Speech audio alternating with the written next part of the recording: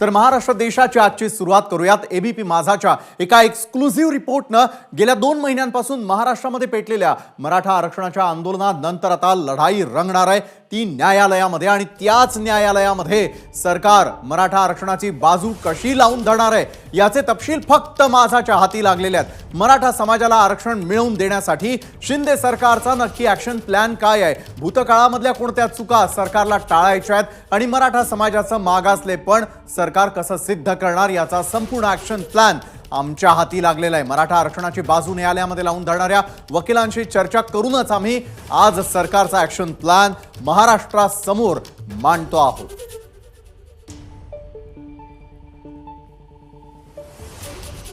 तर शिंदेंच्या या 8 कलमी ॲक्शन प्लॅन मध्ये नक्की काय आहे ते आता आपण पाहणार आहोत।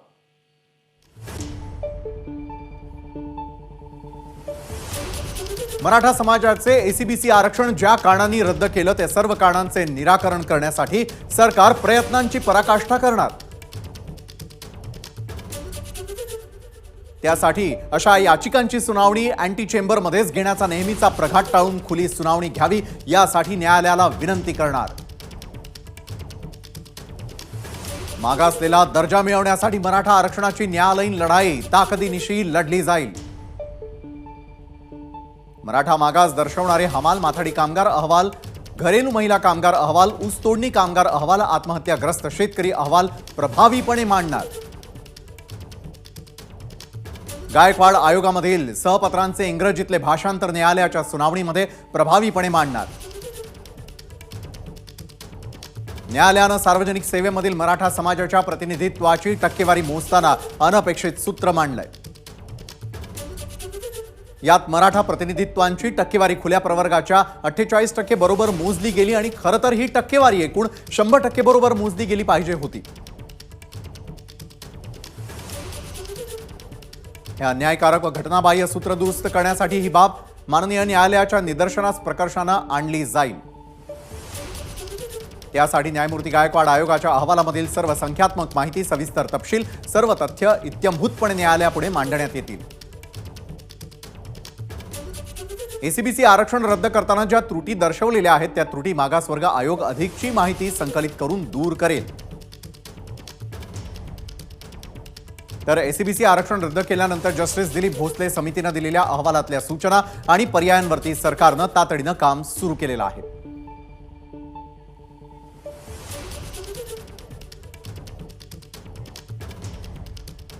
आणि हाच ॲक्शन प्लॅन नेमका कसा असेल हे जाणून घेण्यासाठी आपल्या सोबत गणेश ठाकूर यावेळेला थेट मुंबईमधून जोडले गेले आहेत। गणेश यांच्याकडून हा ॲक्शन प्लॅन आणि पुढची तयारी काय असेल ते जाणून घेऊयात। गणेश, खरं तर हा ॲक्शन प्लॅन माझाच्या हाती लागलेला आहे आणि कशा प्रकारे मराठा आरक्षण मिळवून देण्यासाठी आणि ते टिकून राहण्यासाठी ॲक्शन प्लॅन नेमका कसा असेल गणेश?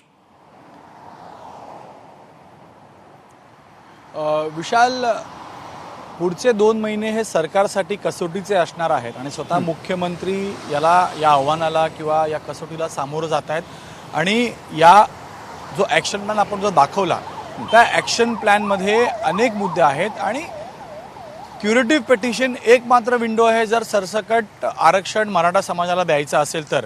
दुसरा लांबचा मार्ग म्हणजे पुन्हा एकदा आयोग नेमा, पुन्हा डेटा गोळा करा, मग पुन्हा सरकार त्यांना आरक्षण देऊन सुप्रीम कोर्टात ते चॅलेंज आणि सुप्रीम कोर्टात पुन्हा ते टिकू शकणार नाही अशी भीती आहे।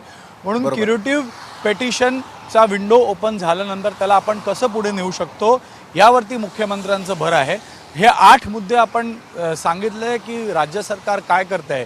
प्रामुख्यानं यामध्ये एसीबीसीचा दर्जा जर समाजाला नसेल तर समाजाला कायदेशीरदृष्ट्या आरक्षणासाठी समाज पात्र नाही आहे।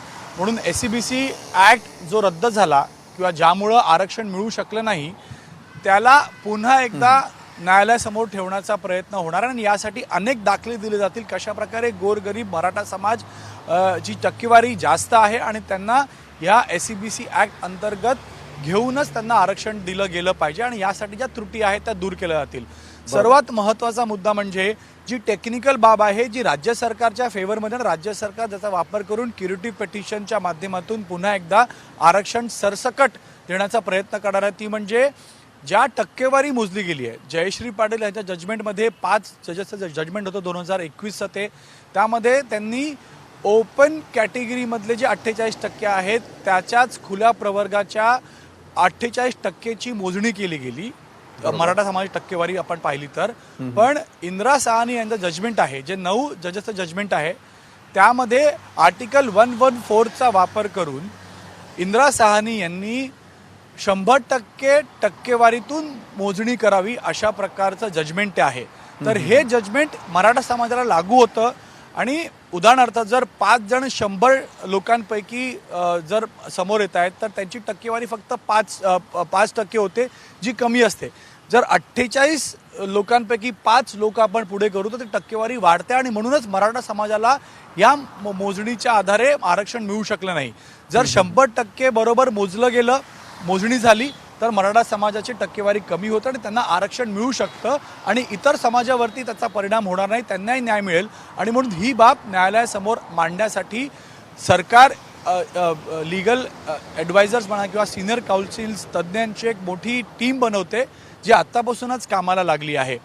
याशिवाय जस्टिस दिलीप भोसले यांच्या समितीकडून जे अहवाल आले होते त्या अहवालाचा अभ्यास करून त्याला कोर्टासमोर मांडलं जाईल. आणि जस्टिस गायकवाड यांच्या समितीचा अहवाल, त्याचं ट्रान्सलेशन, मराठीतला तो अहवाल, त्याचं ट्रान्सलेशन इंग्रजी योग्यरित्या त्या काळामध्ये करू शकलं गेलं नव्हतं, कारण कोविड होता, ट्रान्सलेटर्स नव्हते. आणि म्हणून जस्टिस गायकवाड समितीचा अहवाल योग्यरित्या भाषांतर करून त्याचे सगळे मुद्दे प्रामुख्यानं कोर्टासमोर ठेवण्याचं एक मोठं काम सरकार करणार आहे. विशाल, हे ह्यासाठी केलं जात आहे कारण जी जस्टिस गायकवाड समितीने जो अहवाल तयार केला त्यामध्ये बारीक मुद्दे आहेत आणि कन्सेन्सेस किंवा सायंटिफिक कन्सेन्सेसचा एव्हिडन्स त्याच्यामध्ये आहे, जे कोर्टासमोर 2020च्या कोविड काळामध्ये योग्यरित्या ठेवण्यात नव्हता आला होता.